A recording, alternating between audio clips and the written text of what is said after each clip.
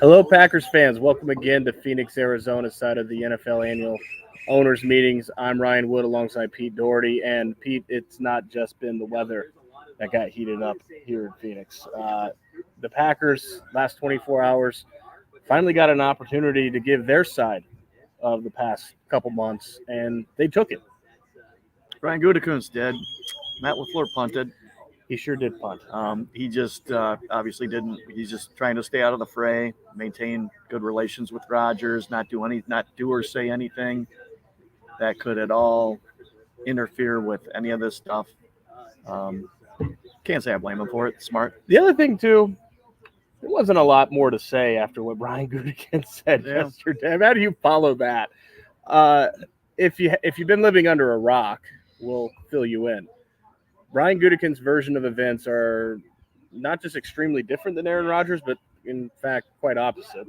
Aaron Rodgers, a couple weeks ago on his buddy Pat McAfee's show, said and really bemoaned the lack of direct communication from the Packers since the season ended. It turns out, according to Brian Gutekunst, he would have settled for any communication, any call, any text. He said there were many that was returned by his soon-to-be former quarterback would have sufficed. According to Brian Gutekunst, there was a good conversation at the end of the season, after which point Aaron Rodgers effectively ghosted the Packers, did not return calls and texts, and at a certain time during that ghosting period, Brian Gutekunst decided he should probably do his job, what he's paid to do, be the GM for the Green Bay Packers, and see who else might be interested in Aaron Rodgers' services for 2023. And that has led the Packers to the precipice of trading away Aaron Rodgers to the New York Jets. Has not happened yet, but will happen.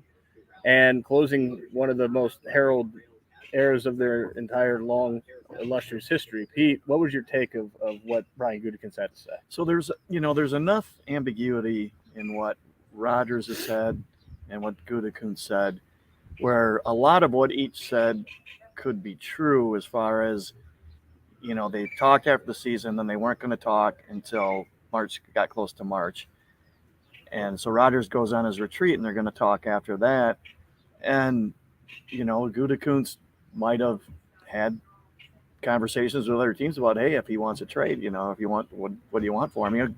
All that preliminary stuff. And Rodgers gets out of the retreat and hears about that, so he doesn't return their calls.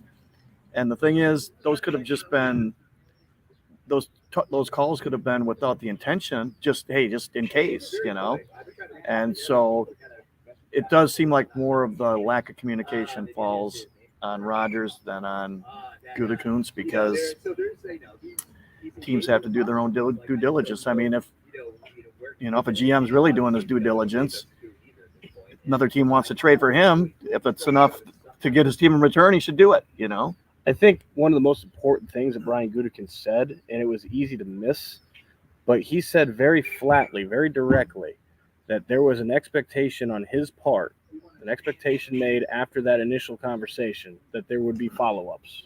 There was an expectation that they would talk again, which makes sense because, one, this is a quarterback who 2 years ago almost left the franchise because of, in his opinion, a lack of communication from the GM. Since then, Brian Gutekunst changed quite a bit, and Aaron Rodgers is the one that has said that Brian Gutekunst changed quite a bit. Part of that change, if you're not pleased with lack of communication, would be more communication. Any GM who is plotting a future course for his franchise is going to have consistent communication with his quarterback. So it logically makes sense that he was expecting more than one conversation.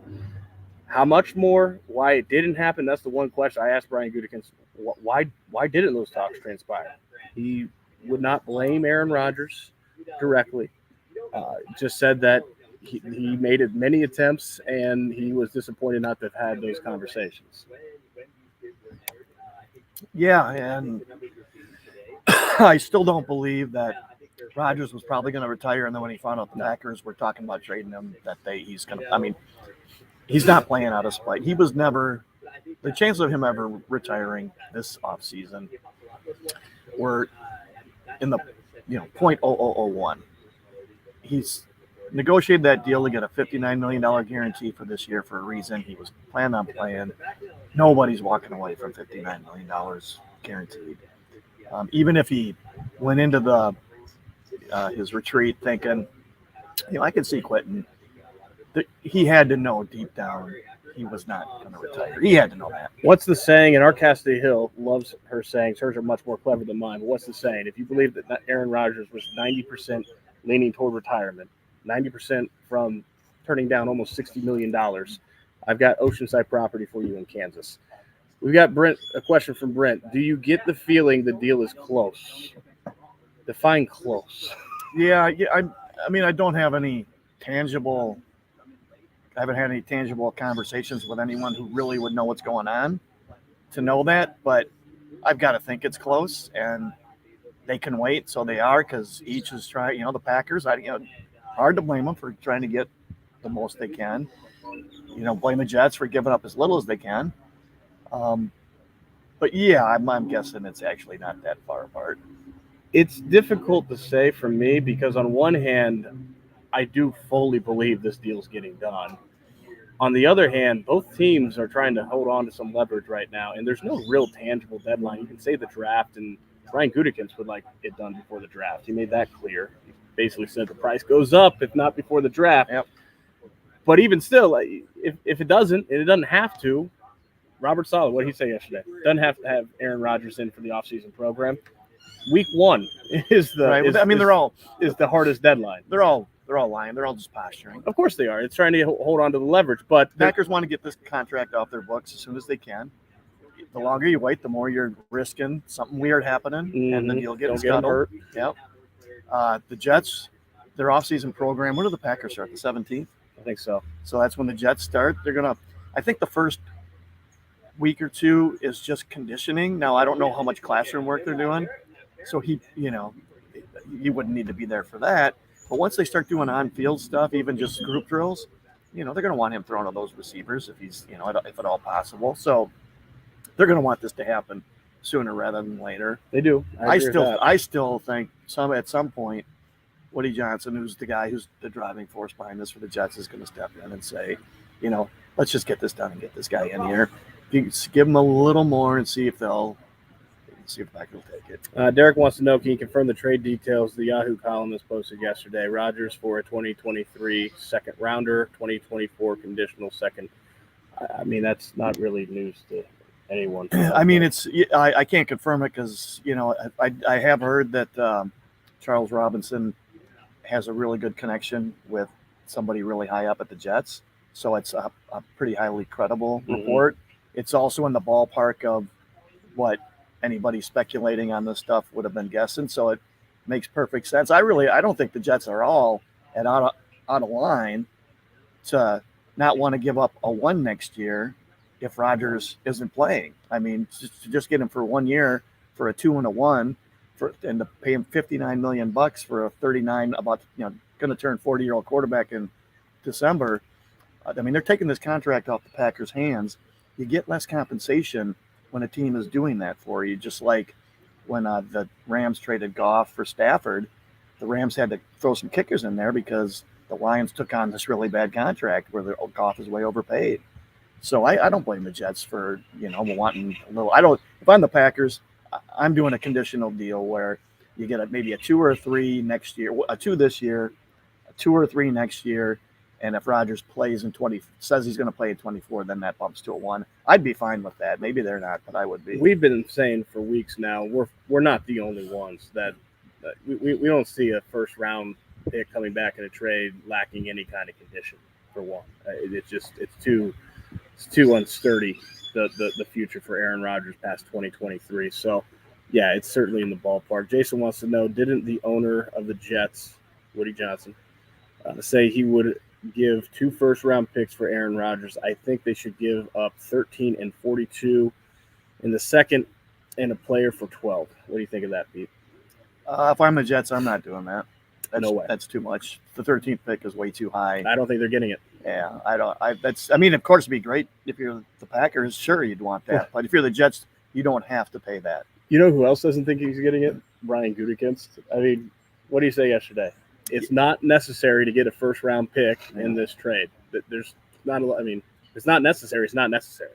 If it is necessary, it is necessary. There's no gray area there. I have not heard that Woody Johnson has said he'd give up 2 ones for him. I've not heard that anywhere. I'm not saying he hasn't said that, or he hasn't been, someone out of the source hasn't said that, but I just have not come across that in my readings. Dave asks, with Cobb all but gone, do you think there are second thoughts about getting rid of Rodgers as a receiver? Amari Rodgers, not the quarterback. No. Nope. That's pretty easy, Dave. No, I don't think they do. They gave him a lot of opportunity. Yeah, that's one guy who just played himself out of a job. John wants to know, can we bring Adrian Amos back?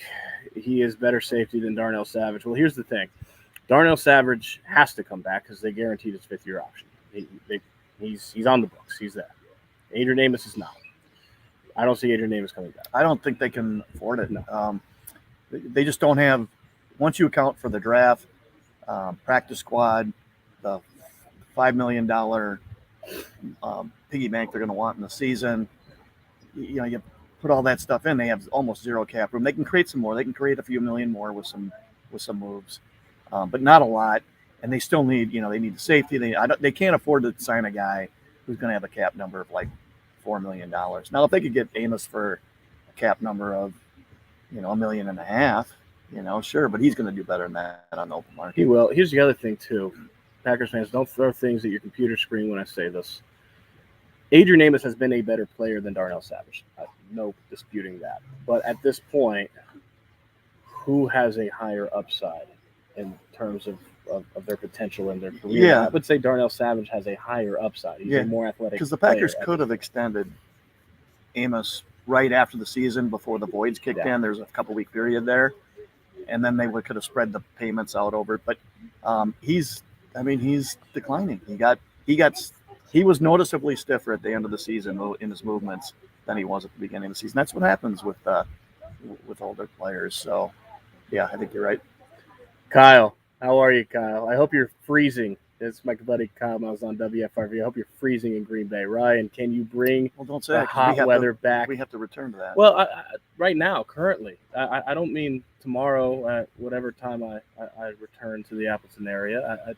I mean currently. I hope you're freezing, and I hope that you get Green Bay warmed up for us on our return.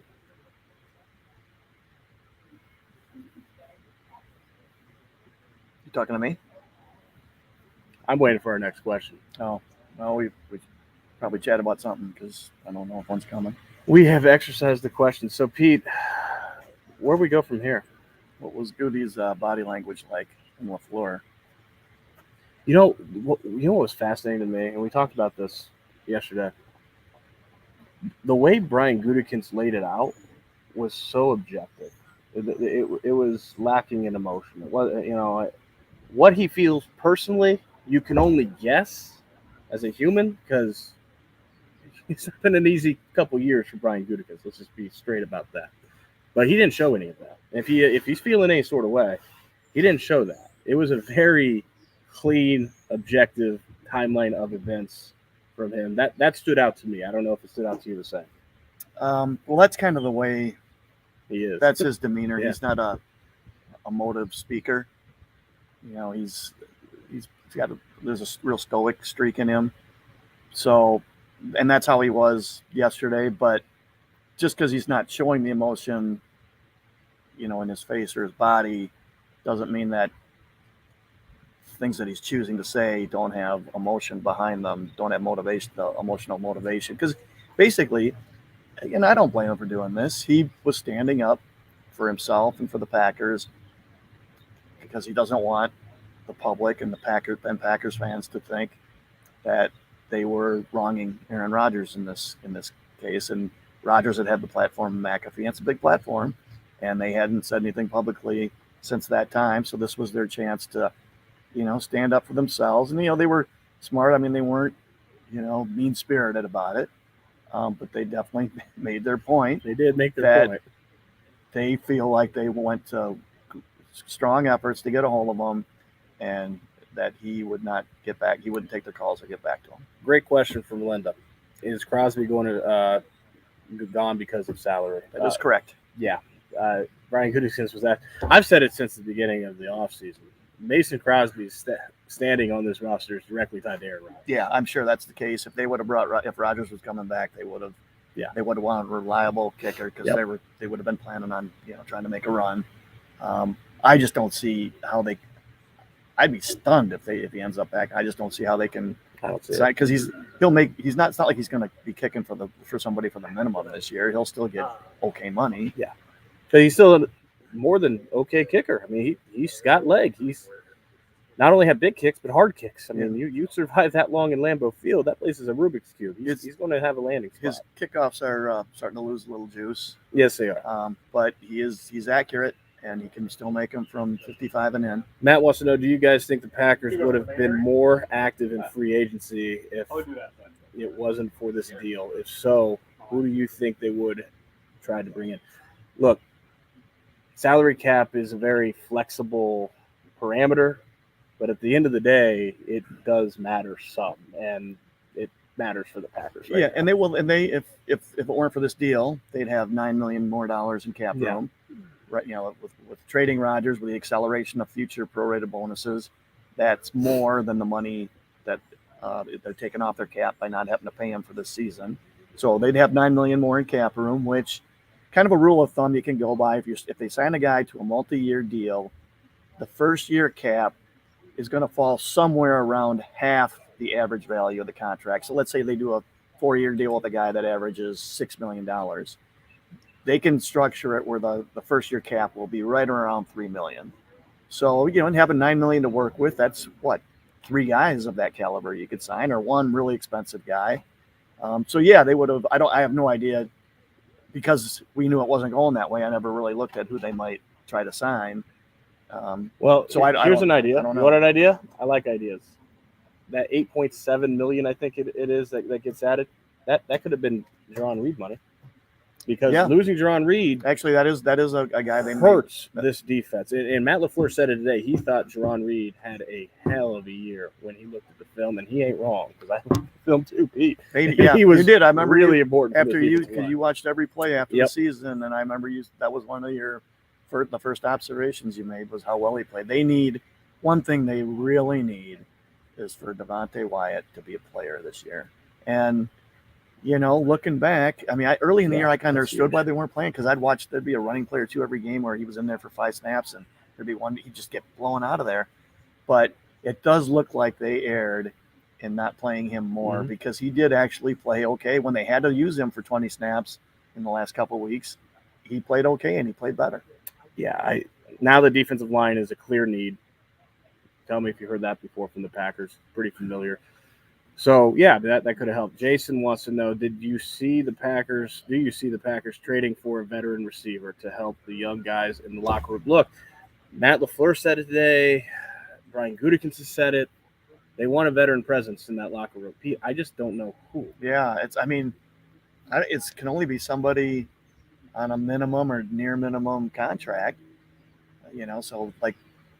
Maybe – like Mims is still on his rookie contract with the Jets, right? So I think his salary is, under $1 million this year. He got paid his bonus was part of his rookie contract. But I don't know, is he really a veteran? I mean, let's say 3rd or 4th year guy. It's gonna have to be a minimum wage type guy. So if they can find a guy who they can pay close to the minimum, who they feel like could be a mentor, then that might not exist out there. Which means they're probably going to still need to draft, and probably with the premium pick, another receiver. They need to add talent. Even if they bring in a vet men experienced receiver, they need to add more talent to that room. If I'm them, a premium pick at a receiver. If I'm them, I want a receiver and a tight end in the first 3 rounds. That's why they would really like, I'm sure, to get. I think one of the questions was, do you think I saw it earlier? Do you think they'll get both the Jets 2nd rounders? I'm thinking no way. I'm thinking the Jets made that trade of who's the slot receiver again? Elijah Moore. They made that trade so that they had 2 of those, so for ammo in case they need to give up a 2 to the Packers this year. But having an extra 2 would help the Packers a lot. Because I think they need a receiver and a tight end in the first 3 rounds. The Jets know that the Packers want. That would give them 4 picks to do that, right? Yeah, 1 in the first, 2 in the second, 1 in the third. The Jets know that the Packers want to move on from Aaron Rodgers, and importantly, this is an important point. The sense I've gotten, Pete, I think you've gotten the same sense, is that there is genuine excitement about moving forward with Jordan Love. They have no idea if he's going to be a good quarterback or not, but there's excitement to find out and see what they have there. The Jets know that. They know that the Packers are motivated to move on. They don't want the Packers to be doing cartwheels with their return, no more than any team wants to do wants the other team doing cartwheels with their return. The Packers would be doing cartwheels if they got 2 second-round picks. Yeah, they would. And I think it's unlikely that they'll end up with both of those. Will they possibly cut O'Donnell? I say no way, because they just a couple weeks ago paid him like a $400,000 or $500,000 bonus.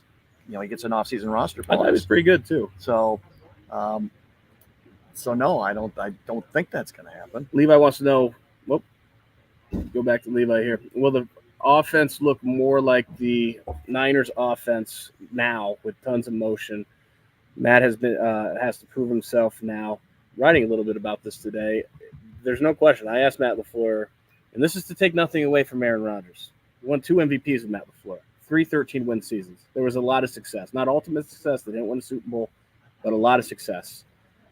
But that success came with a distortion of Matt LaFleur's offense. There was a collaboration between quarterback and coach. Not to say that any offense at the end of the day, it isn't in some way a collaboration. Every play caller is trying to put his quarterback in the best position. But there are collaborations, then there are. Yes.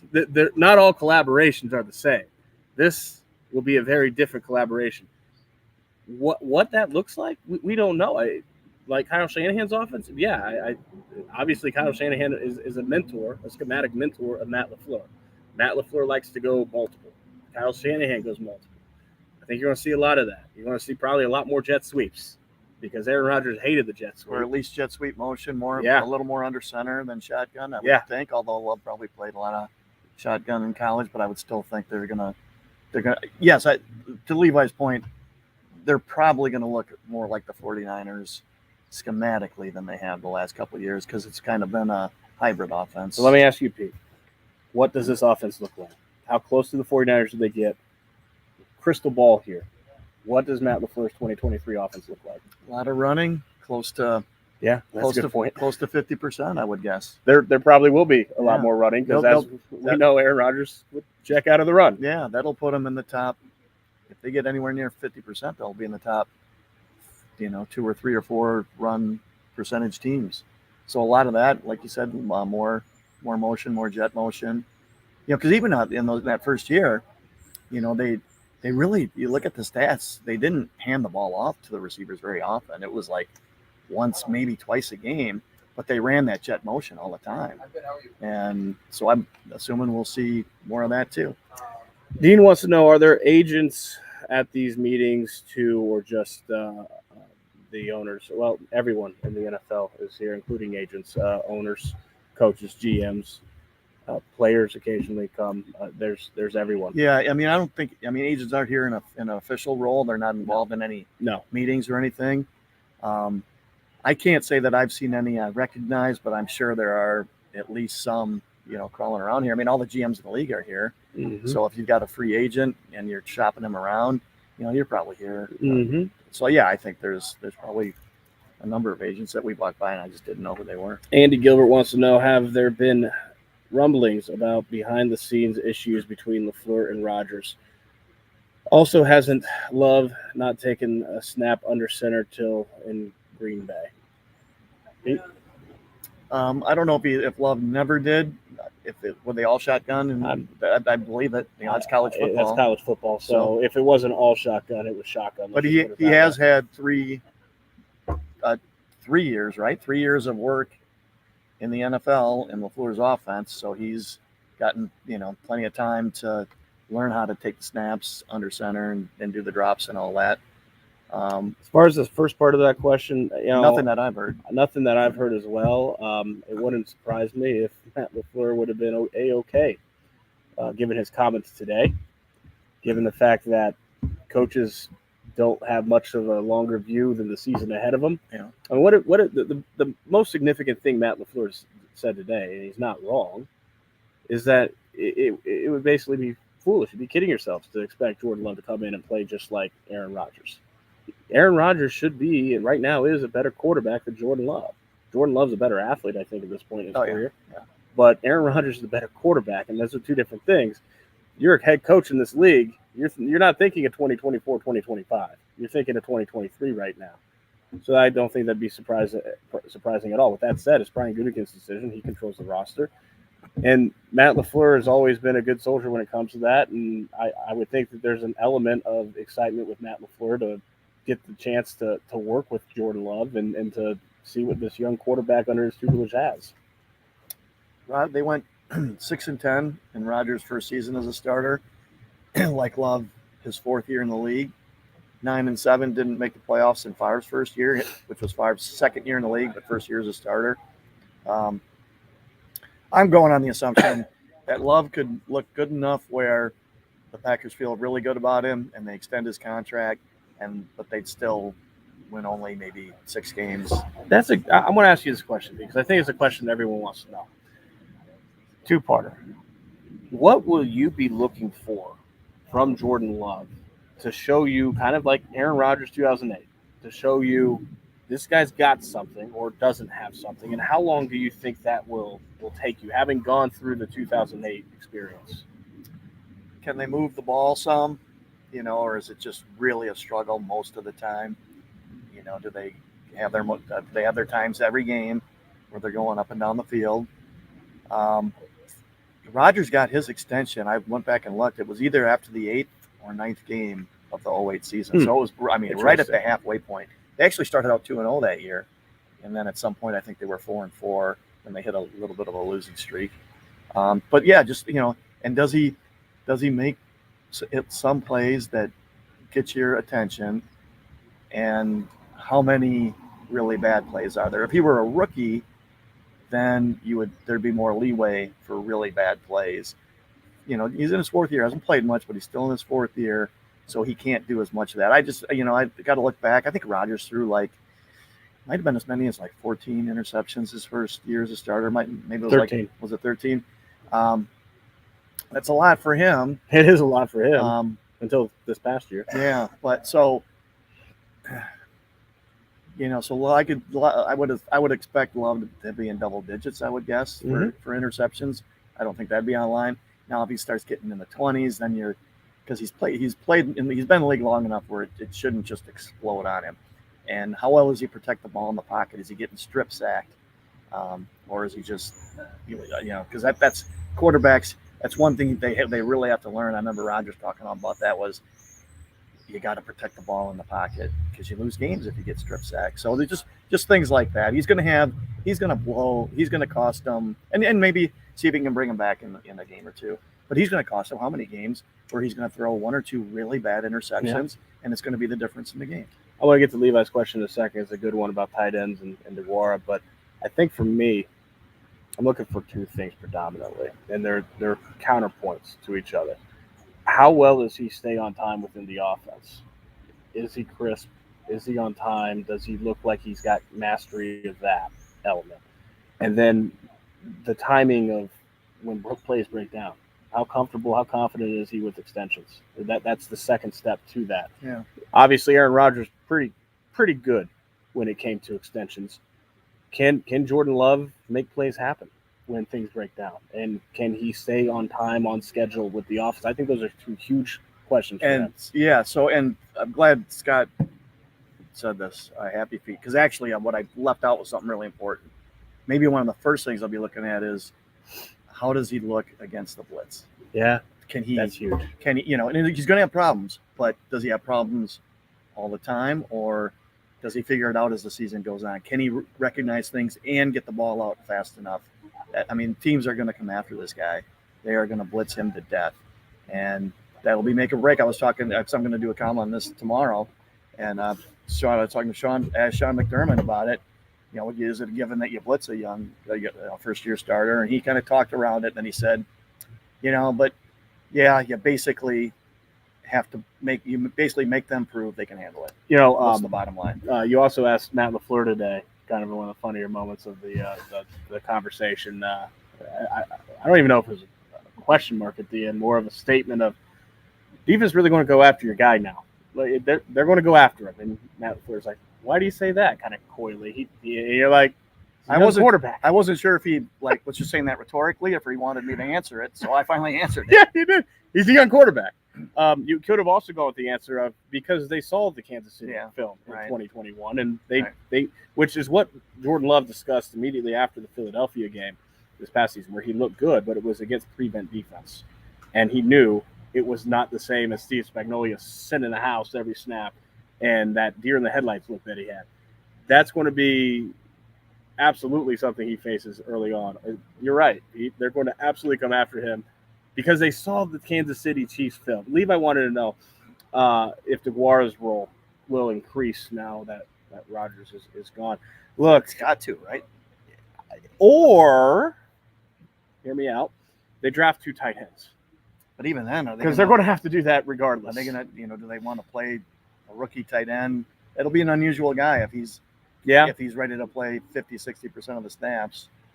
And DeGuara's a little different animal too because he's not really he's not a pure tight end. He's more H-back, fullback type guy. He's got a useful role, especially as to your point, Pete. Maybe that's another thing that changes with Rodgers being out, and maybe because think about how much the 49ers use check, and this guy's not use check, but maybe they.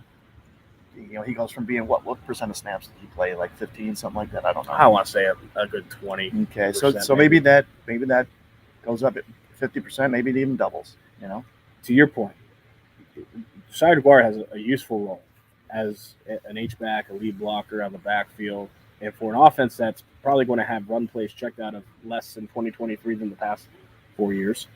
That's an important role. What Josiah DeGuara is not is a move tight end.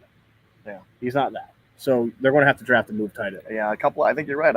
Wouldn't be surprised at all if they took one early, and then another one in rounds 5 through 7. Tight end is a problem right now. It's a problem. No ifs, ands, or buts about it. Matt wants to know, with all the Rodgers talk, there hasn't been a ton of chatter around bringing back Joe Barry as defensive coordinator. Well, you haven't been reading this guy. Well, no, because it hasn't been posted yet. So. I've been talking to this guy. I was a little preemptive. Yeah. What are your thoughts on retaining Barry on his staff? Pete, the floor is yours. I mean, I'm skeptical. LaFleur, basically, I asked him because this is the first time he's talked since it's been clear they're for sure keeping him.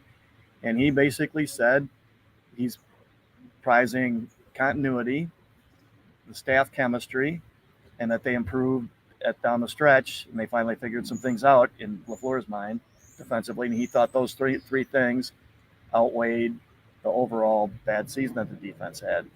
That's LaFleur's thinking. I'm skeptical they had Vic Fangio out there and a couple other guys who could have been good hires. I got to ask Matt LaFleur today the question I wanted to ask him all offseason, which, because he's pointed to those 5 games to close the 2022 as the reason basically Joe Barry retained his job, because the defense was on an uptick. And to his credit, he did it without Rashawn Gary, which is significant. But aside from that one difference, the same thing happened in 2021. You look at the playoff loss, you can't ask more for a defense in a playoff game than what the Packers gave against that 49ers Kyle Shanahan offense. So I asked Matt LaFleur, you could say the same thing in 2021, the playoff game. It didn't translate to early 2022. Why is this going to be different? One of the things that he said was that he's taking more control of the defense, which I thought was interesting. He said, we'll see how good that goes, kind of tongue-in-cheek. But he's getting more involved in it. Yeah. He's spending more. It sounds like he's spending more time. Talking with Barry about it, going over film, stuff like that. And the other thing that he credited Joe Barry with doing, that'll probably get jettisoned once the season gets going, right? He's not gonna. He's calls plays. He's not gonna. Well, if we know Matt LaFleur, he likes his offense, but that's how all these offensive coaches are. If they call plays, they pay. Mike McCarthy did it. Minimal attention to the defense. Mike McCarthy did it once upon a time. He got more influence with the defense as Dom Capers had his struggles. That's when he gave up play calling. Yeah. Then he took it back. So the other thing that he said about Joe Barry was that he thought Joe Barry did a good job of scaling back the defense, which allowed the players to play faster. And I think that is actually true. I think that they did scale it back. He got more just I don't know the right term, brass tacks about putting his players in the right positions to make plays and play with their strengths. I'm thinking specifically of the 2 Vikings games. Actually, novel concept of putting your best cornerback, Jair Alexander, one of the best corners in the league, against Justin That was Jefferson. a head scratcher, yeah. He didn't just scale back, but I think you could say got wiser about using his talents on the field. So that was true, but I still think it's an open question. If you're going to bank on this is the defense coordinator, because look at these 5 games, look how well we finished. Well, it happened a year earlier, and it did not matter in the first 12 games of 2022. I think that's interesting. A couple of small news tidbits about the defense. Rasul Douglas is not moving to safety. No. And he's not going to play slot. He's going to be outside. Yeah. So that means Douglas, Alexander, and Stokes, when he returns from his injury, there's going to be some kind of rotation on the outside there. And Keyshawn Nixon is they want him to be their nickel guy. He's the odds-on favorite going into the offseason work that he's going to be their nickel guy. They want one guy doing that job because LaFleur said he thinks there's so many nuances to it. He prefers that. There's so much to learn through reps and reps and reps. He'd rather have that than, mixing and matching and having a guy play the slot sometimes and playing outside others. And maybe some offensive snaps for Keyshawn Nixon. Yeah, I wasn't sure how seriously to take that because he might have been. Because he said I was, what did he say? I was either joking or half joking with him. And so, yeah. I remember people asking last year if he's going to do. Like last year, I don't think putting him on offense was a non-starter. But this year, when after he's established now and he's had they got a full off season, he's got some dynamic talent. So maybe they put him in at the as the jet sweep guy every once in a while. I got the impression that it's a 2-step process for Keyshawn Nixon. If he further establishes himself, not just at this potential new nickel corner job, but as kick returner too. I mean, he was an all-pro for a reason. He was dynamic. But at times, the fact that he only had 6 kickoff returns in his first 3 seasons showed there's growth that he still needs to make there. But if he's able to make that growth, that's 2 most important jobs, and he gets really established there, I got the impression that there would be consideration for maybe having a few snaps, a small package for Keyshawn Nixon on offense. Not that it's going to happen immediately, but there's consideration there. And the other little tidbit, so Savage, you probably can surmise from all that. So Savage isn't going in the slot. He's going to be at safety, at least to start the season. Yeah. So he's going to probably be a starting safety, and then the other one will either be, I don't know, Rudy Ford or a draft pick. I mean, probably, I'm blanking on the safety that they signed, but you can't rule out some guy like that coming out of the woodwork and outplaying everybody and winning the job too. The thing I don't want to gloss over, you said when Eric Stokes comes back. That is apparently still an open question. Yeah, reading the transcript, it seemed less open than when hearing LaFleur talk, and because he did say when. He didn't. It was hard to tell whether he's saying, "God, this could be a while." So it won't be a great sign if he can't take part in any of the off-season stuff. That means this was a really serious injury. I did that part of the transcription, Pete, and I got the sense it was an open question when he's going to return. The way I think Matt LaFleur phrased it was certainly trying to get him back when we can, and so they're trying. That's an ongoing process. They don't know when that will happen. So a couple of things to look for. Does he do anything in the off season, or is he just working on the side, or not even doing that? And then, if he's not practicing when camp starts, then that's a very bad sign. That's a sign that it's a very serious injury, and who knows how long it could be. Matt wants to know: do you think Bisaccia has more of a role in the defensive coaching, play calling as assistant head coach? What is his main role going to be this year? Not that I know of or would guess. I mean, you never know. I wondered if that assistant head coach means he's going to help. I mean, LaFleur already has people helping him with game management stuff, but I wonder if there's a game management component to making him an assistant head coach too. The thing about titles is that they're awards. Yeah, it might just be a salary thing, Salary increase, a recognition of, hey, he was almost the Indianapolis Colts head coach. He was a finalist, got two interviews for that. Yeah. Matt LaFleur very definitively said today that he believes that Rich Bisaccia should be here. And by that meaning a head coach he gave him a very, very strong endorsement. Yeah. He has the utmost respect. It's very clear for Rich Bisaccia. Very pleased, obviously, that he's back as special teams coordinator. But I think that that's a promotion, salary boost, reward more than fundamental change for what he's going to be on the coaching staff. That's a good place for us to end today. Thank you so much for everyone joining in. Pete, it's been a pretty useful 24 hours here in Phoenix, huh? Yeah, a little more than that. Got in Sunday night, midnight. I'm just going back to Brian Gutekunst yesterday, Matt LaFleur. I feel like you don't always get the sense that you've learned a lot doing these types of events. I feel like we learned a lot in the past 24 hours. Yeah, it was interesting to see the Gutekunst reaction to how things have gone. How far he was and wasn't willing to go to say things about Rodgers. Would have liked to have had more time where it was just the local Packers coverage people talking to LaFleur instead of having all the other reporters from around the league, some mixing in on that too. I think that we got a little shortchanged there compared to other years. I would say too that not having Mark Murphy was a significant omission. That's a big omission. Yeah. Mark Murphy's the head of football. Yeah. This is a team right now that is not just having any regular offseason. It's having a changing of a guard, a changing of an era, a foundational, fundamental change to the franchise. Hearing from the head of football would have been an important thing. Yep. But we did get a lot of information out of Brian Gutekunst yesterday. And it's on Packers News. And so as soon as you're done here with us, if you haven't gone to see Pete's column, my stories, I encourage you to do that. We learned a lot. I think you will too. Until then, thank you again for joining us. He's Pete. I'm Ryan. We'll see you.